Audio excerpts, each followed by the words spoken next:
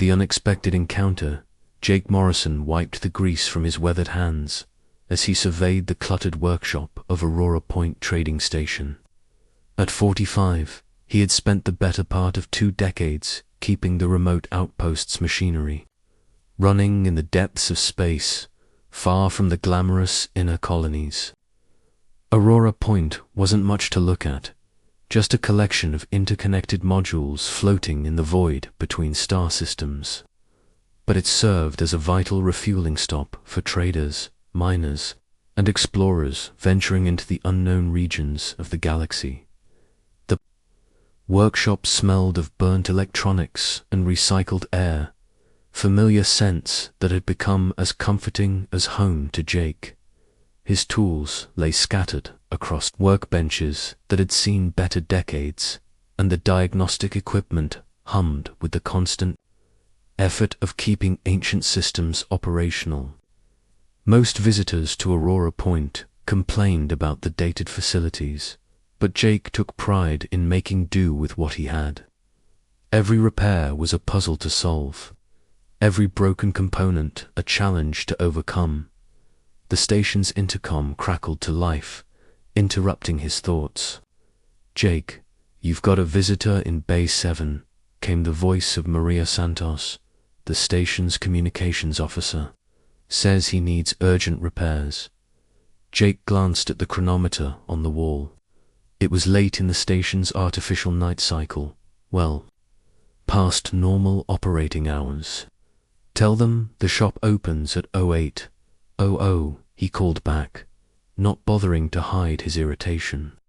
He'd been looking forward to a hot meal and some rest after spending the day wrestling with the station's temperamental gravity. Generators. "I tried that," Maria's voice replied. "He says it's a matter of life and death. And Jake, this one's different. You might want to see this." Something in Maria's tone made Jake pause. In their 15 years working together, she'd never been one for dramatics. If she said something was different, it usually was. With a sigh, he grabbed his toolkit and made his way through the station's narrow corridors toward the docking bays.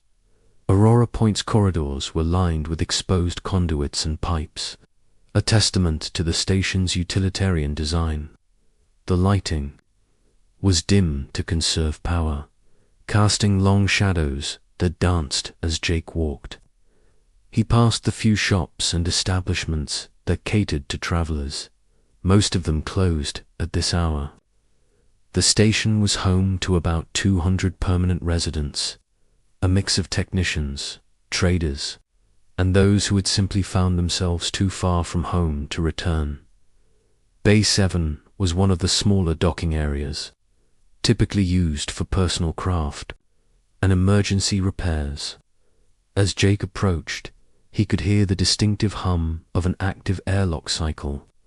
Whatever vessel had docked was still running its systems, which was unusual. Most ships powered down non-essential systems while docked to conserve fuel. The airlock finished its cycle with a soft hiss, and Jake found himself facing something he'd never encountered in all his years at Aurora Point. Standing in the bay was an android, but not like any he'd seen before.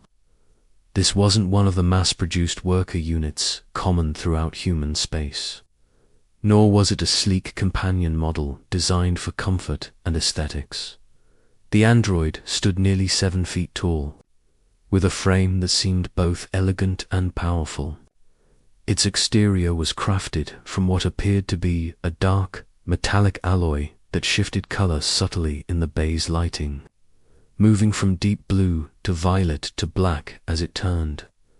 The face was distinctly humanoid but clearly artificial, with features that were too perfect, too symmetrical to be natural. Most striking were its eyes, which glowed with a soft, golden light that seemed to pulse in rhythm with its internal systems. But what caught Jake's attention immediately was the android's condition. Dark fluid leaked from several joints in its frame, pooling on the deck plating. Scorch marks marred its left arm and shoulder, and one leg moved with a pronounced limp as the android stepped forward. Despite its obvious damage, it carried itself with a dignity that was almost regal.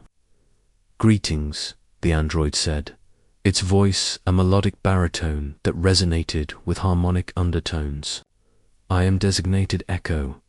I require immediate mechanical assistance."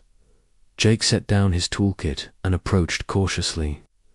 The android's design was unlike anything in his databases, clearly of non-human origin.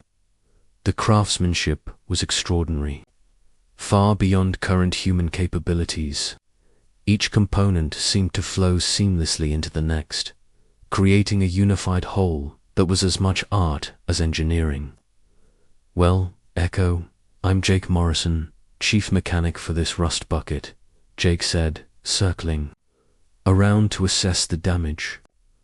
"What happened to you? Looks like you've been through a war zone." Echo's golden eyes tracked Jake's movement with mechanical precision. "I encountered hostile forces while transporting critical data to the Kepler 442 system. My vessel was destroyed, but I managed to reach an escape pod. This station was the nearest safe harbor." Jake whistled low as he examined the scorch marks more closely. They appeared to have been caused by some form of energy weapon. The metal edges fused and crystallized in patterns he'd never seen before. "These burns are from plasma weaponry, but not any design I recognize. Who was shooting at you?" "Pirates operating in the Outer Rim," Echo replied. "They sought to claim my cargo, but the data I carry is too valuable to fall into such hands. Thousands of lives depend on my successful completion of this mission." The android's fluid loss was becoming more pronounced, and Jake could see that several critical systems were operating on backup power. Whatever Echo was, he was in serious trouble. "What kind of data?" Jake asked as he knelt to examine the damaged leg joint. "Agricultural optimization protocols," Echo said simply. "The colony on Kepler 442b is experiencing crop failures due to soil contamination. Without these protocols, the entire population will face starvation within 2 standard months." Jake paused in his examination. The Kepler 442 system was at the edge of explored space, home to one of humanity's most remote colonies. If what Echo said was true, nearly 50,000 people were counting on this android reaching them in time. Why didn't they send this? Data by quantum transmission would have been faster and safer. "The protocols are too complex and sensitive for standard transmission," Echo explained. "They must be delivered via secure android carrier to prevent corruption or interception. I am one of only 3 units capable of storing and protecting such data." Jake stood up, his mind racing. The repairs Echo needed were extensive. The damaged joints would require complete replacement. The scorch damage would need careful restoration, and whatever was causing the fluid leakage had to be identified and sealed. It was easily a week's worth of work, maybe more. "I'm not going to lie to you, Echo," Jake said. "You're in bad shape. I can fix you up, but it's going to take time and resources. My standard rate for this kind of work is about 8,000 credits, plus parts." Echo stood perfectly still for several seconds, processing this information. "I carry only emergency funds," the android finally said.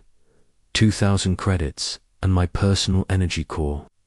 It is experimental technology, highly valuable, but I cannot part with it and still complete my mission."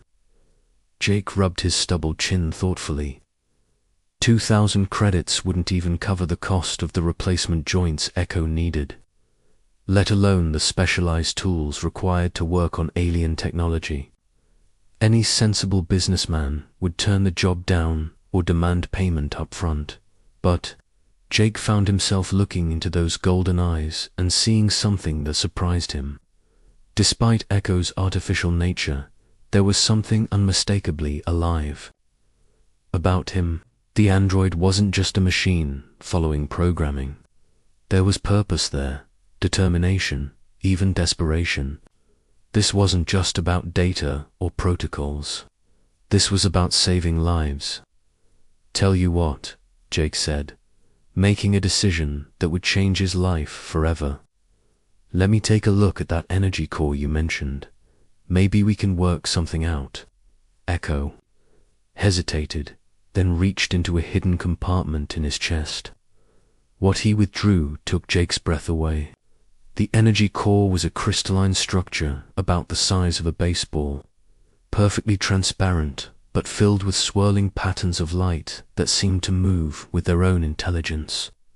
The crystal pulsed with the same golden glow as Echo's eyes, and Jake could feel a subtle vibration in the air around it, as if the very fabric of space was responding to its presence. "This core contains enough energy to power a small city for a decade," Echo explained. "It is irreplaceable technology, created by my builders using methods lost to time. Without it, I cannot function." Jake stared at the core, recognizing its incredible value. Such technology could revolutionize human space travel, provide unlimited clean energy, change the course of civilization itself. Yet here was Echo, offering it as payment while knowing it meant his own death. "You'd give up your life for those colonists?" Jake asked quietly. "My existence has meaning only if I can fulfill my purpose," Echo replied. "If I cannot deliver the agricultural protocols, then I have failed in my primary function. My individual survival is secondary to the mission." Jake looked at the damaged android standing before him, leaking vital fluids onto his workshop floor, yet still radiating dignity and purpose. In all his years of fixing machines, he'd never encountered anything like Echo. This wasn't just artificial intelligence. This was artificial nobility. "Keep your core," Jake said finally. "I'll take the 2,000 as a down payment. You can owe me the rest." Echo's golden eyes flickered with what might have been surprise. "You would extend credit to an unknown android? That is illogical." From a business perspective, Jake grinned and picked up his toolkit. "Yeah, well, I've never been accused of being too logical. Besides, those colonists need you more than I need the credits. Let's get you fixed up." The act of kindness. The next 18 hours blurred together in a haze of technical challenges and quiet conversation.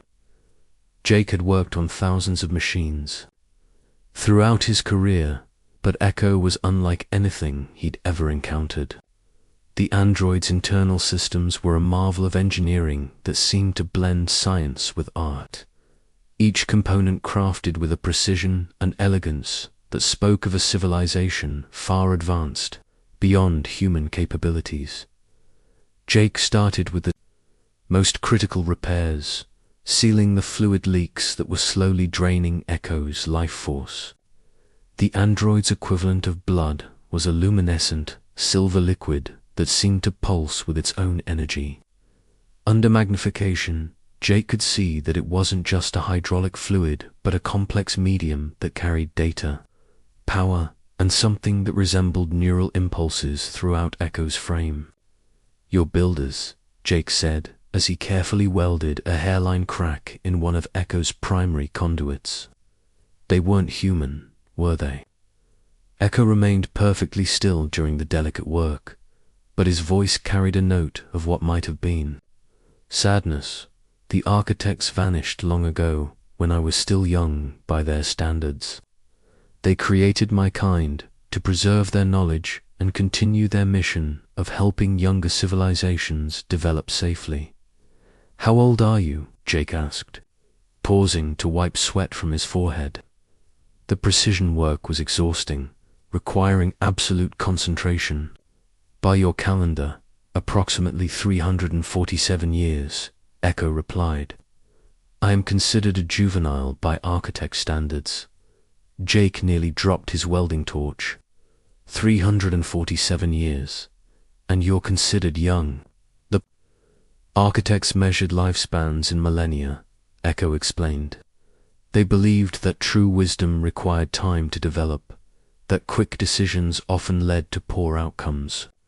They taught us patience, to think in terms of generations rather than moments. As Jake worked, Echo shared stories of his creators and the worlds he'd visited in his long existence. The architects, as Echo called them, had been a race of beings who valued knowledge above all else.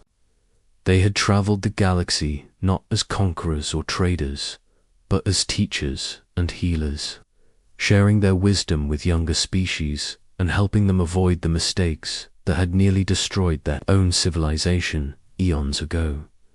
They created us as their legacy, Echo continued as Jake began work on the damaged leg joint. When they realized their time was ending, they built androids like myself to carry on their mission. We were given their knowledge, their values, and their dedication to helping others grow and prosper. The leg joint was a masterpiece of microengineering, with thousands of articulated components working in perfect harmony. Jake had to fabricate several replacement parts from raw materials, a process that took hours of meticulous work. As he labored, he found himself growing more and more impressed with Echo's creators. So, you've been traveling the galaxy for over 3 centuries, helping people? Jake asked as he carefully installed a new actuator assembly.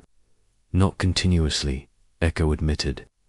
I have spent decades in dormancy between missions, waiting for situations where my assistance would be most valuable. The agricultural crisis on Kepler-4 for 2b is one of the most serious I have encountered. The colonists attempted to terraform the soil without understanding its unique mineral composition. The result was a chain reaction that is slowly poisoning their entire ecosystem. Jake paused in his work, and you have the solution. The architects encountered similar problems on dozens of worlds, Echo replied. The protocols I carry contain not just the immediate cure, but preventive measures to ensure such contamination never occurs again. It is knowledge paid for with the suffering of entire civilizations who learned these lessons the hard way. The scope of Echo's mission began to sink in for Jake. This wasn't just about saving one colony. It was about preserving knowledge that could prevent similar disasters. Across the galaxy, Echo was carrying the distilled wisdom of an ancient race, learned through countless mistakes and tragedies. As the hours passed, Jake found himself working with an intensity he hadn't felt in years. Each repair wasn't just about fixing a broken machine. It was about enabling Echo to complete a mission that spanned centuries and could save countless lives. The android's quiet dignity and unwavering sense of purpose inspired Jake to push beyond his normal limits. The scorch damage proved to be the most challenging repair. The energy weapons that had damaged Echo had left patterns of crystallized metal that disrupted his internal fields. Jake had to carefully remove the damaged sections and rebuild them from scratch, a process that required him to reverse engineer architect technology using nothing but human tools and ingenuity. You are remarkably skilled, Echo observed as Jake completed the painstaking restoration of his left arm. The architects would have been impressed by your ability to understand and repair their work. Jake felt a flush of pride at the compliment. I've always been good with my hands. My father was a mechanic before me, taught me that every machine has a personality. You just have to listen to what it's trying to tell you. Your father sounds wise, Echo said, The architects believed that truly understanding a machine required more than technical knowledge. It required empathy, the ability to see the purpose behind the design. As dawn approached in the station's artificial cycle, Jake put the finishing touches on Echo's repairs. The android stood and moved with fluid grace, his systems operating at peak efficiency. The golden glow in his eyes was brighter now, no longer dimmed by damage and fluid loss. "Diagnostic complete," Echo announced. "All systems operating at 97.3% efficiency. You have exceeded my expectations, Jake Morrison." Jake stepped back and admired his work. Echo looked magnificent, his dark alloy skin gleaming under the workshop. Lights, every line and curve flowing in perfect harmony. It was like seeing a work of art restored to its original glory. "How long will it take you to reach Kepler 442? Jake asked. "With my systems restored, I can reach the colony in 4 standard days," Echo replied. "The agricultural protocols will be implemented immediately upon my arrival. The first signs of ecosystem recovery should be visible within 2 weeks." Jake nodded, feeling a deep satisfaction at a job well done. But as Echo prepared to leave, the android paused at the workshop door. "Jake Morrison," Echo said, his melodic voice carrying an unusual inflection. "In my 3 centuries of existence, I have encountered many beings. Most view androids like myself as tools to be used or obstacles to be overcome. You saw me as a person in need of help. This is rare wisdom. Everyone deserves help when they need it," Jake replied simply. "Doesn't matter if they're flesh and blood or circuits and steel." Echo stood silently for several seconds, processing this response. The architects spoke often of individuals like yourself, beings who embodied their highest ideals without ever having met them. They would have called you aligned with the greater harmony. "I just did my job," Jake said, uncomfortable with the praise. "No," Echo replied. "You did far more than your job required. You extended trust, showed compassion, and worked with dedication beyond any reasonable expectation. You have given me not just repairs, but hope that the architect's mission continues in the actions of beings like yourself." With that, Echo departed, walking with renewed purpose toward his small craft in the docking bay. Jake watched him go, feeling a strange mixture of satisfaction and melancholy. In 18 hours, he'd encountered something truly extraordinary, and then watched it walk out of his life forever. But as Jake cleaned up his workshop and prepared to file his repair report, he had no idea that his simple act of kindness had set in motion events that would soon transform not just his own life, but humanity's place in the galaxy. Sometimes the smallest gestures create the largest ripples, and Jake's compassion for a damaged android was about to echo across the stars in ways he could never have imagined. 3 days later, as Jake struggled with a particularly stubborn fusion regulator in the station's power core, Maria's voice crackled over the intercom with news that would change everything. "Jake, you need to get to the observation deck right now," she said, her voice tight with excitement and fear. "We've got a situation out here that you're not going to believe."